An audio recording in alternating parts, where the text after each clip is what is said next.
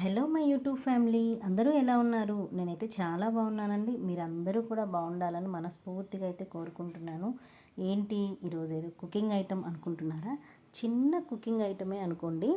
So పచ్చి కొబ్బరి 3-4 కొబ్బరి చిప్పలు అలాగే ఉండిపోయాయి. ఈ వర్షానికి అది పాడైపోయేటట్టుగా ఉంది. ఫ్రిడ్జ్లో పెట్టినా కూడా స్టోర్ ఉండట్లేదు. అందుకనేసి ఇంకా ఏం చేయాలనేసి పచ్చి కొబ్బరి అంతా కడిగేసి నీట్గా చిన్న చిన్న ముక్కలుగా కట్ చేసుకొని ఇలా మిక్సీ పట్టేసుకొని వెల్లుల్లి కారం వేసుకొని ఇలా మిక్సీ పట్టేసుకొని తగినంత ఉప్పు వేసుకొని కొంచెం పోపు వేసుకొని దీన్ని 3-4 మినిట్స్ సిమ్లో పెట్టేసుకొని అలా అలా కొంచెం కదుపుతూ తిప్పుతూ ఉంటే చాలా బాగుంటుందండి. ఇది టేస్ట్ కూడా ఒకసారి ట్రై చేయండి. పచ్చి కొబ్బరి ఎక్కువగా స్టోర్ ఉంటే నేను ఇలాగే చేస్తాను.